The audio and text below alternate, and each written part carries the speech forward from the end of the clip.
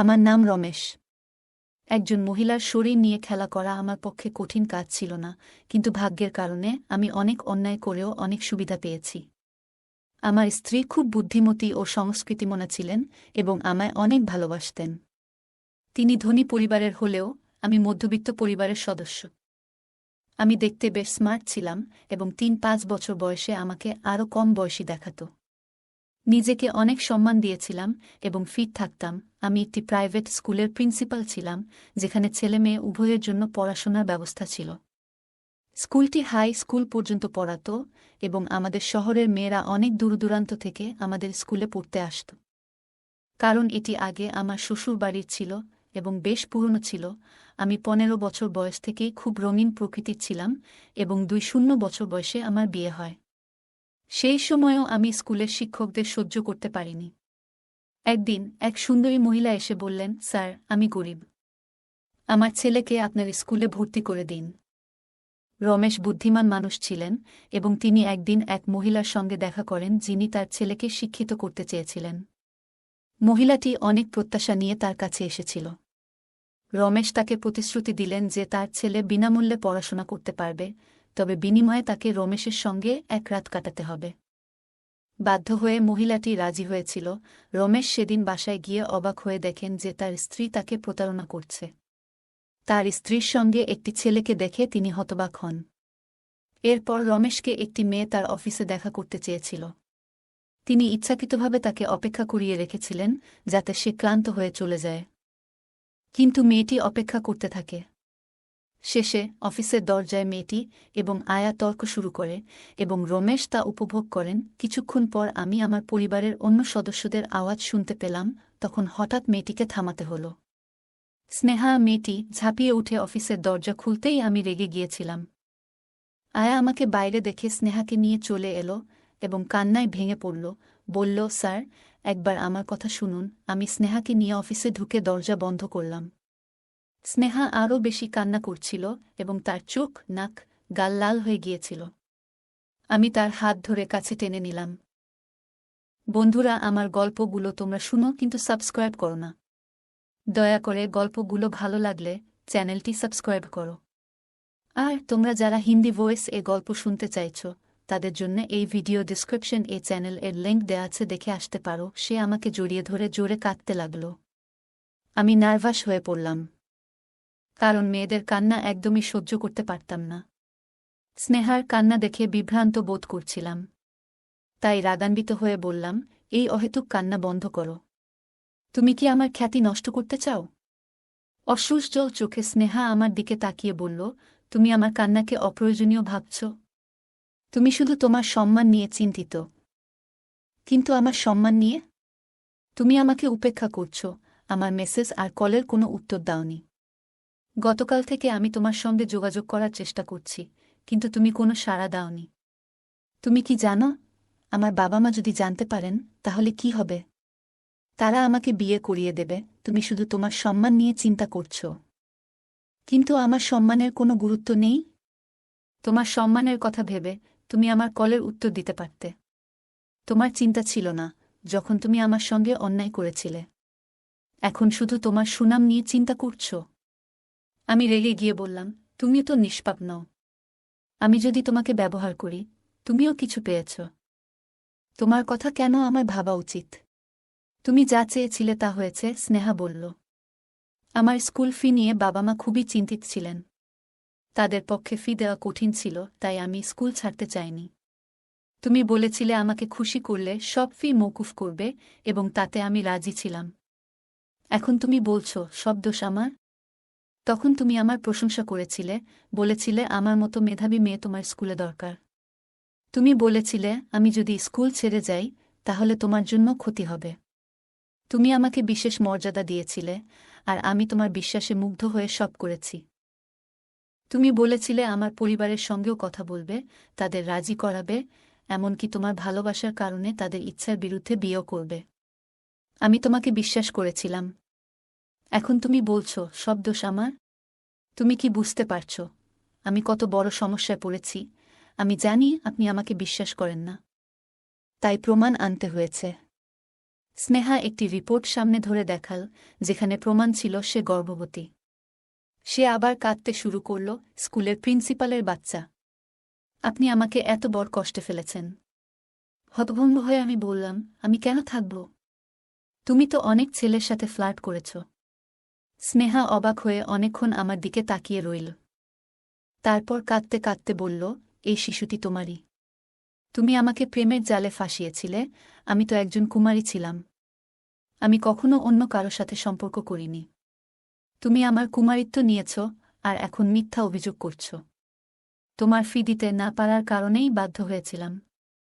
কিন্তু তুমি আমাকে মিথ্যা অভিযোগ দিয়ে দমানোর চেষ্টা করছ। আমি তোমাকে আদালতে টেনে নিয়ে যাব। তুমি নারীর শক্তিকে অবমূল্যায়ন করছ। আমি এখনও ছোট হলেও মেয়েদের উপর যে অত্যাচার করা হচ্ছে তা ভালোভাবেই জানি। আমার চরিত্র নিয়ে প্রশ্ন উঠেছে, কিন্তু আমি এই কলঙ্ক মুছে ফেলব।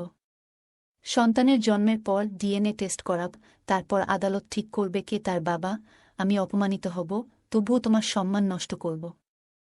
সবাইকে বলবো, তুমি কিভাবে মেয়েদের ইজ্জত নিয়ে খেলছ। কয়েকটা টাকায় আমাকে চুপ করানো যাবে না। তুমি মেয়েদের সাথে যা করছ তা আমি সবাইকে জানাবো। তোমার মতো চালাক মেয়েকে আমি কল্পনাও করিনি। আমার সব কিছু বাজি রেখে লড়তে হবে। আমার পরিবার, বিশেষ করে স্ত্রী ও কন্যাদের জন্য চিন্তা হচ্ছে। আমি জানি আমার স্ত্রী এসব শুনলে আমার উপর ভীষণ রেগে যাবে। স্নেহা আমাকে খোলাখুলি চ্যালেঞ্জ করছিল। আমি জানতাম সে অন্য মেয়েদের মতো ভয় পায় না। তাই তার সাথে সম্পর্ক শেষ করে তাকে স্কুল থেকে বের করে দিয়েছিলাম। তার বাবা মা ভর্তির জন্য আবার এসেছিল, কিন্তু আমি পুরো বছরের ফি দাবি করেছিলাম। তারা ফি দিতে না পেরে চলে গেল। স্নেহা আর তার পরিবার চলে যাওয়ার পরও আমি নিজেকে একজন দুর্বল ব্যক্তি হিসেবে দেখতাম। একসময় আমি শিক্ষক হিসেবে কাজ করতে এসেছিলাম, কিন্তু আমার স্বভাব দুর্বল। আমার বাবা ছিলেন স্কুলের প্রিন্সিপাল, আর আমি জানতাম মেয়েদের কিভাবে ইমপ্রেস করতে হয়।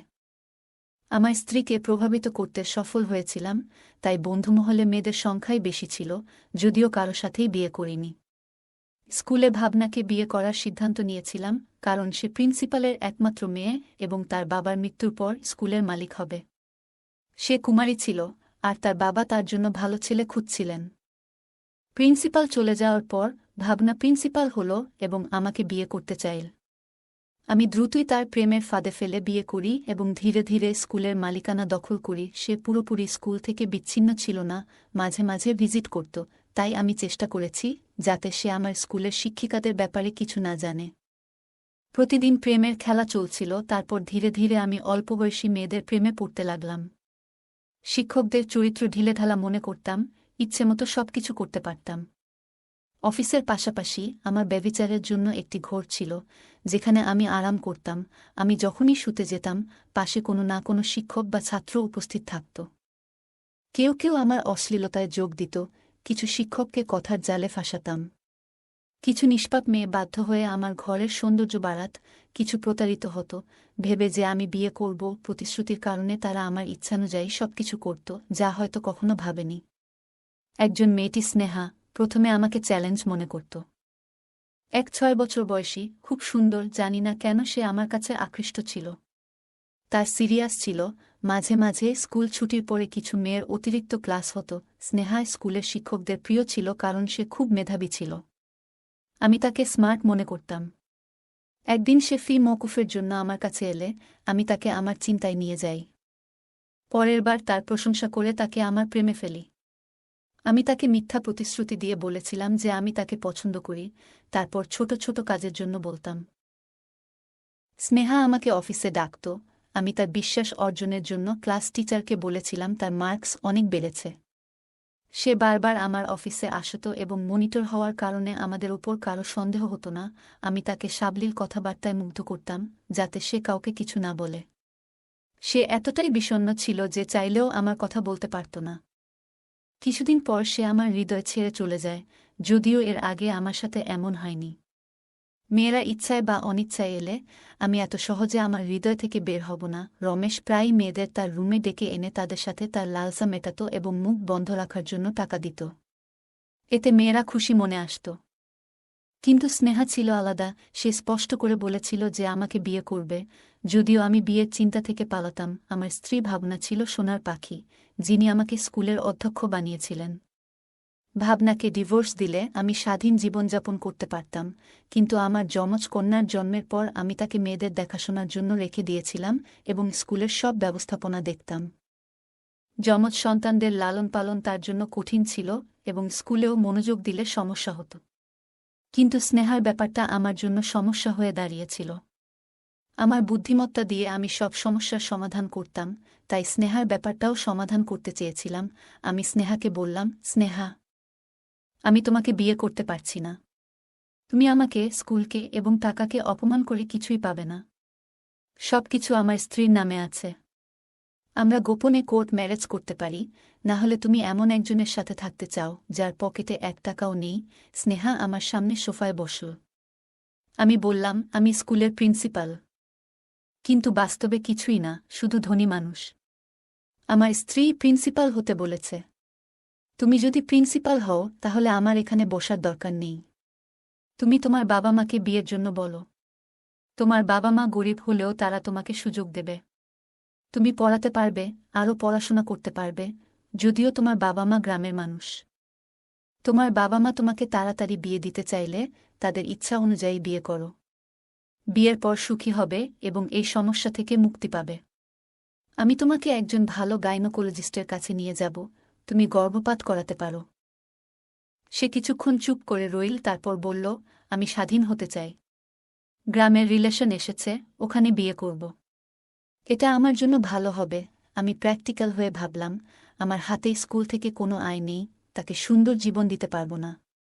তাই তার বোঝাপড়া দেখে তাকে সাহায্য করতে রাজি হলাম। তাকে বললাম, আমি এখন 1-2 ঘন্টার জন্য তোমাকে ডাক্তারের কাছে নিয়ে যাব, তারপর তুমি এই বিষয়টি ছেড়ে দেবে। সে রাজি হল। আমি এক বন্ধুর মাধ্যমে স্নেহার প্রস্রাবের রিপোর্ট পেলাম এবং তাকে বললাম কাউকে কিছু না বলতে। স্নেহাকে ডাক্তারের কাছে নিয়ে যাই। ডাক্তার বললেন, এটি সাধারণ ঘটনা নয় এবং গর্ভপাত করাতে ঝুঁকি ছিল। অনেক মেয়েকে এখানে নিয়ে এসেছি, কিন্তু স্নেহার ক্ষেত্রে সমস্যা হচ্ছিল। শেষ মুহূর্তে স্নেহার স্বাস্থ্য অবনতি হল এবং সে মারা গেল। ডাক্তারের সমস্যা হওয়ার সম্ভাবনা ছিল, তাই তাকে মোটা অঙ্কের টাকা দিয়ে চুপ করানো হল। স্নেহার মৃতদেহ নিখোঁজ হওয়ার খবর মিডিয়ায় আসে এবং পরে তার মৃতদেহ অরণ্যে পাওয়া যায়। পুলিশ লাশ উদ্ধার করে, কিন্তু আসল অপরাধী অজানা রয়ে গেল। স্নেহার পরিবারের কান্নাকাটি থামল এবং আমি স্বস্তির নিঃশ্বাস ফেললাম। এরপর আমি আবার আমার পুরনো পথে ফিরে এলাম। এই সময় একটি মহিলাকে পেলাম যার টাকার লোভ ছিল না। সে আমাকে বিনামূল্যে শরীর দিয়েছে এবং বিয়ে করতে চায়নি। তার ছেলে আমার স্কুলে বিনা পয়সায় পড়তে চেয়েছিল। সে খুব সুন্দর ছিল এবং তার স্বামী মারা গিয়েছিল। সে একা ছেলেকে নিয়ে ভাড়া বাড়িতে থাকত। আমি তাকে সহজ শিকার মনে করলাম, কারণ সে কুমারী ছিল না এবং টাকা নিয়ে কোনো সমস্যা ছিল না। তার ছেলেকে স্কুলে ভর্তি করানোর পর সে অনেক অসহায় হয়ে পড়েছিল। আমি তাকে আমার স্পেশাল রুমে আসতে বললাম। সে কাঁদতে লাগল। আমি বললাম, তুমি রাজি হলে কান্নার কি আছে? যদি না পারো, এখান থেকে চলে যাও এবং তোমার ছেলেকেও নিয়ে যাও। সে তার ছেলের লেখাপড়া বন্ধ হতে পারে ভেবে আমার সাথে রুমে আসতে রাজি হল। সে আমার সাথে থাকাকালীন অশ্রু থামছিল না। আমি তাকে জানিয়েছিলাম যে ভিডিওটি মুছে ফেলা হবে, তবে তাকে আসতে হবে যখনই ডাকব। সে রাজি হল, কারণ সে তার ছেলেকে স্কুলে রাখতে চেয়েছিল। একদিন বাড়ি ফিরে দেখি আমার মেয়ে কান্নাকাটি করছে। স্ত্রী তাকে মেরে ফেলার হুমকি দিচ্ছিল। আমি তাকে থামিয়ে জিজ্ঞেস করলাম, কেন? স্ত্রী বলল, তোমার মেয়েরা কার সন্তানের মা হতে চলেছে জানো? শুনে আমি হতবাক। বড় মেয়ে বলল, আপনার এই মেয়েটিও কি একই পথে যাচ্ছে? আমি ছোট মেয়ের দিকে তাকালাম। যে মাত্র 5 বছরের ছোট মেয়ে বলল, আমি এমন হব না। স্ত্রীর কান ধরে চিৎকার করতে লাগল। তখন আমার চোখে ভেসে উঠল, আমি কত মেয়ের জীবন নষ্ট করেছি। আমার বড় মেয়ে তার বয়ফ্রেন্ডের সন্তানের মা হয়েছে, আর সেই বয়ফ্রেন্ড আমার ছোট মেয়েকে প্রেগনেন্ট বানিয়েছে। আমার মেয়েদেরও একই পরিণতি হয়েছে। আমি আমার ভুল বুঝতে পারলাম এবং ঈশ্বরের কাছে ক্ষমা চাইলাম। আমার মেয়েদের জন্য প্রার্থনা করলাম। আমার পরিবার ধ্বংস হয়ে গেছে। আশা করি আমাদের গল্পটি থেকে শিক্ষা গ্রহণ করবেন। গল্পটা কেমন লাগলো জানাতে ভুলবে না। আরও মজার মজার রোমান্টিক গল্প শুনতে চাইলে ভিডিওটি লাইক, শেয়ার এবং চ্যানেলটি সাবস্ক্রাইব করতে ভুলবে না। ধন্যবাদ।